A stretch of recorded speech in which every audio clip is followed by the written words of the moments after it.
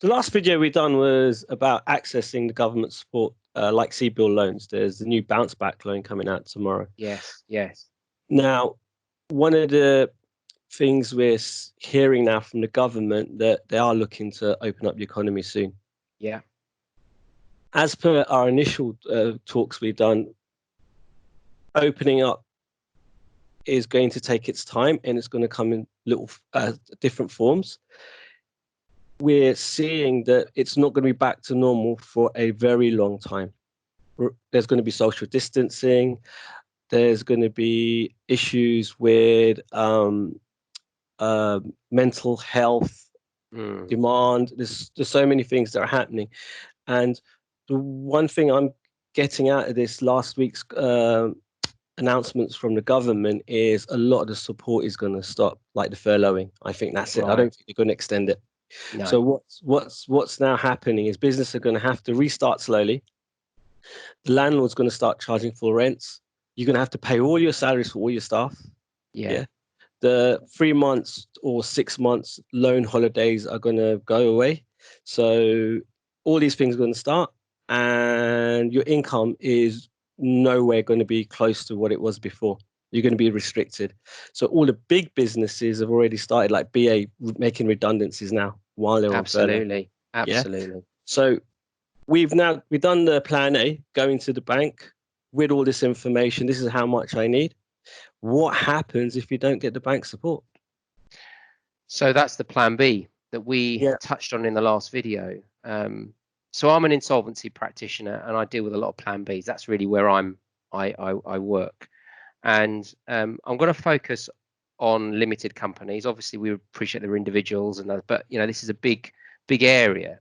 And I think ultimately, when I approach a client that's usually referred to me by a professional and an accountant, the aim for me is to get the best possible outcome for the company and its stakeholders. And generally, the stakeholders are the directors, its creditors, its employees, the people who have been are directly affected by that business. And that's generally achieved in three ways.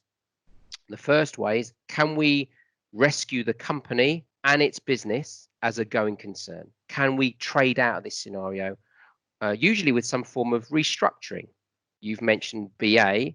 They're restructuring before an insolvency process, but essentially they're changing their business model, adapting. Yeah. And with that, there are certain solutions we can use. The second thing is sometimes the company is in such a difficult state because of its legacy obligations, its commitments is made in a different world. We can't rescue the company, but possibly the business within the company, the working business, is valuable, and we can transfer that out. And that may certainly provide the most value for that business. You can sell it for something, but also you're protecting jobs, you're protecting relationships, you're protecting customers. So that's the second thing you sort of move to. The final stage with some of these discussions are that, do you know what? If we carry on, we're making the position a lot worse. So really the smart and the appropriate thing to do is to cease to trade as soon as possible, to avoid a worsening of the position, and then allowing people to move on and have a fresh start. And in that process, you will try and sell assets on a breakup basis to get some money in to pay the people who owed money, and help people like employees seek what entitlements they can. So there are three stages.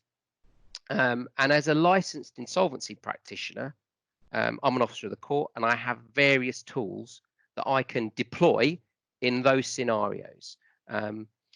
There are general approaches to how we apply those tools, but it isn't hard and fast. A bit like a doctor, you might have two patients that look the same, but 2 or 3 drugs that they can apply. You would assume it'd be the same drug for both, but there might be a few nuances, and you apply those tools in slightly nuanced ways. And that's why it's important to get advice.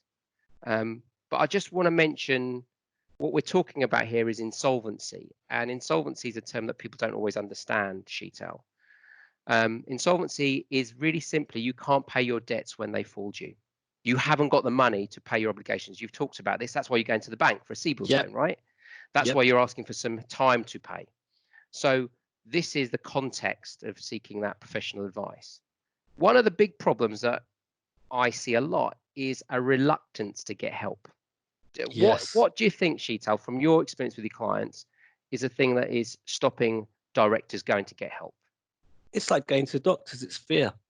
Yeah. It is fear and not understanding the situation. Them three options you've given are a really big decision-making process. It's Yeah. really big. There's big decisions need to be made.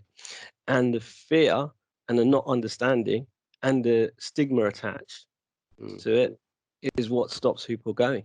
And that's and it's because we're humans, right? And that's true. Yeah. But so I could stand here and say that, this is that you've got nothing to worry about. This is easy. But I understand this is scary and potentially life-changing for people, right? But you should look at it like going to see your doctor, right? If you have a lump or a problem, the earlier you seek help, the more options there are, the less damage has been done before you go and get help. And we all know if it's our own health, we might be frankly stupid not going to get help. We know that. Yeah. But once you get help, you just kind of wish you did it sooner, right? Because you've got to realize this problem isn't going away. Yeah. And the earlier you approach that problem, there's more medicine, there's more More options, solutions, more more options. solutions. But one of the other thing is that people underestimate that suffering before you get help. Yes. So one of the key things that I can say with many people I know, all the directors I've dealt with, generally the sense is I've had sleepless nights. This has affected my well-being. We're in a really difficult scenario at the moment. So delaying, almost the delay and imagining what the scenarios might be is worse than the actual solution. And I can tell you that is consistently the case. Because Yeah. also the one thing to remember, Sheetal, is when you are implementing a solution that's not familiar to you, this isn't one that you're going to do on your own. If you're dealing with a licensed professional, we have trained, we've qualified, we've got skills and resources, we will help. So even the Absolutely. difficult stuff, we are there to guide you. You've done this with your clients, right? In difficult decision making they've not seen before. Yeah, and that's really good. You need them points of call. Yeah. So the the business owner should be able to go to the accountant. Yeah. Yeah. The accountant should be able to go to his connections, his network of experts, like as yourself, an Yeah. insolvency practitioner. And we should be able to sit in a room, discuss all these things, and come up with solutions. And it's Yeah. And not you need, just one yeah, professional, it's a combination, a team of yeah, people, yeah, and the business owners and stakeholders coming together yeah, around a plan. And yeah. that's what we're trying to achieve, right? Exactly. So, and the business owner is brilliant at his business, but he's not the accounts expert, the solicitor, the legal expert, or and we need all that. He needs that support, and we need to be in that room with him. Yeah. Yeah. So yeah, if you go into the three options, that would be really interesting. Okay, so let's talk about these processes. Again, you must get advice. This isn't hard and fast, but generally speaking, um, when you're trying to rescue a company and its business as one, you're trying to keep it all together. Um, and that's usually what most business owners want, okay, in their heart. They want to keep their baby alive. Um, the Probably the most appropriate solution that is either informal discussions and agreements with your creditors on a one-to-one basis. That's a combination of often the directors and the accountants working together with an insolvency practitioner, where you're explaining to them if you don't support this plan, the situation is going to be ultimately worse. That works maybe where you have one or two key people that you have to get some respite from. What Like that will landlord, Yeah, HMRC. exactly. What you have to do, though, to have a credible plan is you have to demonstrate that after whatever change you're going to see in your business, it will generate profits in the future. Okay, so you might Yeah, have to make changes, but essentially it's that new business plan. Take a CBILS application. Your CBILS application will be saying to the bank that I can take this loan and I can repay it as well as survive going forward. Right? You might not get the loan because the bank's not willing to lend it, but your application still might demonstrate you have a profitable business going forward. yeah, I'm yeah. already seeing those scenarios where the banks haven't got the appetite. So So what you've done is that create all them creditors that you had that you're struggling with at this moment, you've put it as a loan on the balance sheet, and then done the same process like going to the bank, seeing if you can pay it off in future cash flow. yeah, and instead of asking the bank for money to pay them now and then paying the bank over time, you're essentially now going to switch your strategy to speaking to those people you owe money to and saying, I can't pay you now, but I have got a credible plan to move forward, and I'd like to pay you over time. You can do that informally, as I say, and that's one way. The other way to approach it is what's known as a company voluntary arrangement. We've heard about it, CVAs, a lot of high street scenarios that we've heard about. Essentially, that is a much more structured proposal that, with the assistance of an insolvency practitioner and your accountant and all the key stakeholders, we take a plan, we put a plan together to offer the creditors a better outcome than they would otherwise achieve if they didn't agree to it now. We had to shut down, right? And usually that means that you're saying, looking forward, we will generate future profits, and if you work with us, we'll use those profits to repay you that historic debt. And CVAs can run up to 5 years. It's done with agreement of those creditors. It binds unsecured creditors, not secured creditors. But one of the key advantages to that, it's seen as proactive. The directors remain in control of their businesses for that period of time, and once they successfully complete their CVA, then they carry on. So I've got a scenario at the moment where a business can generate sufficient future profits to repay their debts, their unsecured debts, over 3 years. They couldn't get a CBILS loan, so we're going to say to the creditors, you're going to get a much better outcome by letting the business continue. And with those scenarios where you can save the company and its business, you're also protecting jobs, you're protecting client relationships, your suppliers continue to supply, and it's something that can be done. And like a key word there is it's still in the director's control. Absolutely. For the business, you're still in control. You're shaping it going forward. So that's one of the advantages. Yeah. Yeah, and it's a very flexible process. It's a very flexible tool, just like an informal negotiation is a flexible tool. There are lots of ways to do it, but it's important that you get help to do that. So a CVA is one tool to rescue a company and its business. Informal negotiation is a tool. Another tool where you're looking possibly to rescue a company's business as a going concern. Let's say the debt burden is too high, or it's not feasible for whatever reason to save a company, but there's a profitable business that's working within it. We need to move that out of the company and sell it to raise cash to pay the creditors off. A process for that is administration, typically. Administration has some other particular benefits in that it provides a protection around a company, especially where creditors are threatening to seize assets because they have not paid, and ultimately that would stop trading, and continue to trade is valuable because you have a going concern business. So you can place a company to administration. In this scenario, an insolvency practitioner does take control as an administrator.